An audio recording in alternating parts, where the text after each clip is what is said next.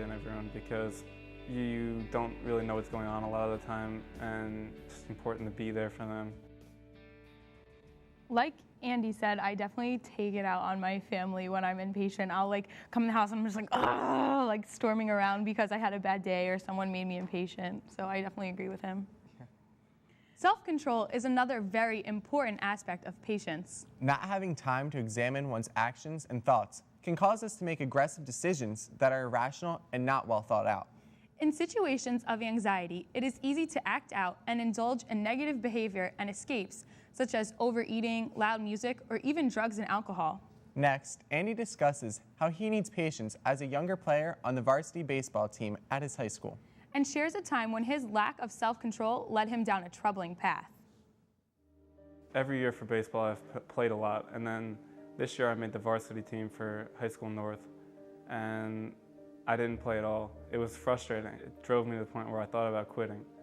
But it was important to remain patient because I knew that by sticking it out and playing through, that next year I'd have a good chance to play. And also that there's a lot of lessons that can be learned from it because first of all, we had a good team and I learned how to win the right way. And also I learned that sometimes you have to do things for a team and somebody has to do it. So it kind of taught me that sometimes there's more important things than yourself. Freshman year, I kind of struggled with patience for a little while. It was about 3 or 4 months where I was really stressed and I just lost my patience a lot. And it kind of escalated to the point where I ended up actually getting suspended for a day. But looking back on that, I think it was like a blessing in disguise because it kind of woke me up to what was happening. And I realized that I needed to get back in line and that I was not doing the right thing, and that actually helped me become more patient now. So just remembering what happened that time in school helps me to keep my patience so I don't have to go through it again. Actually, when I'm in the heat of the moment, I try to think about last time because I'm still embarrassed by what happened and ashamed that I let my impatience get that far. So when have you struggled with the consequences of impatience? Well, definitely at my job. When I first started getting customers, I started getting the ones that complained or caused issues. So I wasn't very patient. So invertedly, I'd start sounding rude and they'd complain to my boss and my boss would be like, what happened? I'll be like, they were driving me crazy. And then my boss would always have to say, well, listen, I know that they do that, but you have to have patience with them. You can't act out like that or else we'll lose customers. When I first met my best friend, he was annoying to me, so I almost didn't have my best friend because I would totally always give him the cold shoulder just because little things, I was always so impatient and he would always ask me about things because we met in school and I would never give him a chance, and there's times where he once told me that he almost stopped talking to me totally when we first met because he thought I was such a mean and impatient person. I was on a retreat for Life Teen in Notre Dame a few weeks ago. And my youth minister wanted to take our cell phones away because she feels like they distract us from the whole experience. Now, because I was very impatient with her taking our cell phones away, it caused a lot of problems and it caused her to take away my cell phone for longer periods of time. And it was rough being away from it, but it also kind of enlightened me a little bit to be a little bit more patient.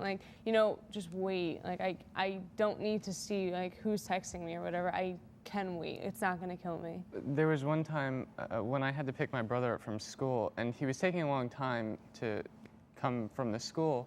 So I started getting impatient. When he did finally get to where I was, I sort of took my anger out on him from having to wait so long.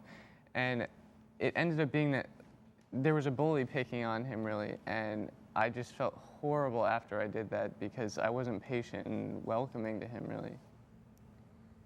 Yeah, I'd have to say, I always get impatient when I need help with a homework problem, and I always ask my dad for help, and he goes through the longest way to explain it. It always takes a half hour to give me a 2-word answer, and I just get so impatient every time.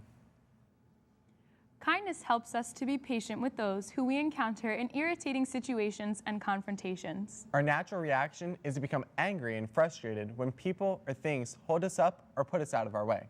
Rather than focusing on the instant aggravation in a situation, we can instead focus on how we can be kind. Kindness allows us to step outside our own frustrations and turn away from selfishness. When being impatient with a sibling who is in a bad mood or when dealing with a competitive classmate, we can focus on being kind to them and showing them love. Next, Andy talks about how patience through kindness is an important part of his relationship with his younger siblings. Yeah, with my siblings, they're a lot younger than me, so I realize that they're gonna do things that I don't appreciate or agree with. It's who they are, and that it's better just to accept it and kind of move on so that it doesn't create a bigger problem. My mom doesn't even talk to her brother now. She has 5 siblings. I don't want to end up in that situation where I don't talk to one of my siblings. If there's something that bothers me, I try to work it out with them, be patient so that I still have a good relationship when I'm older with them. There's been a lot of times where my parents have been impatient with me and I don't think it's fair, or my teachers have been impatient because something else that's going on with them, they let that get to them and they take it out on me. And I think that actually helps me become more patient too, because I realize how unfair I think that is.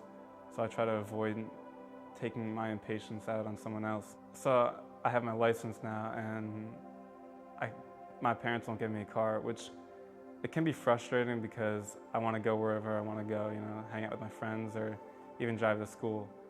So it can be kind of frustrating because everyone else is driving and I'm not, or I have to use my parents' car and it's not always available. I try to remain patient with them because I know they're just looking out for what's best for me, and I think it keeps me down to earth even because I don't have everything that I want. By not getting everything I want, it can keep my focus on God and my family and friends and things that are important to me that you can't put a value on.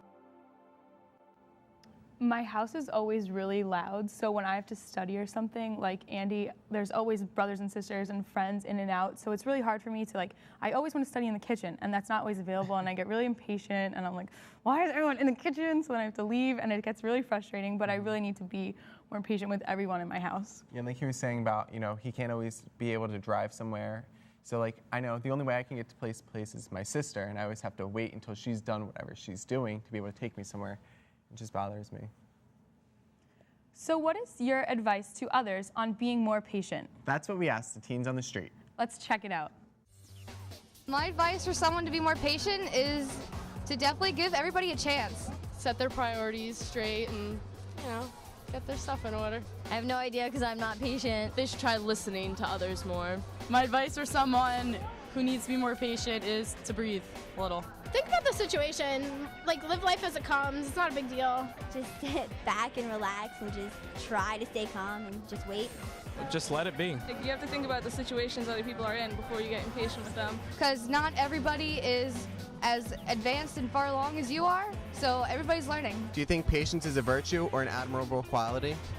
I think patience is a virtue because if you don't have patience, things can just go wrong. An admirable quality because I wish I had patience. Patience is a very good quality to have. I think it's definitely a virtue. Patience is definitely a virtue because better things come in time instead of rushing it. It's definitely a virtue. I think it's a virtue because it's something that you need to have. I think it's more of a virtue. You need to learn it to be a better person. I believe that patience is a virtue because if you're not a patient person, it's really hard to get through life. So how does faith help you to see patience as a virtue? A virtue is really a tendency to do good. So patience as a virtue would be encountering situations that are going to test your patience, and then you end up doing good and you act patiently. Yeah, and our faith calls us to practice patience. And Jesus was impatient in the garden when he was with Peter and 2 other disciples, and he said, oh, you can't even stay awake to pray with me, when he was about to be condemned to death. And both times he went back, they were not awake, and he was really disappointed and impatient. And even though Jesus is God here on earth, he was impatient. So it's going to be a human tendency. I know I'm impatient all the time. But in the Bible, there are so many more examples of being patient that's what I want to focus on more. Yeah, and God is always patient with us, so I think that we should be patient with other people just like he is with us.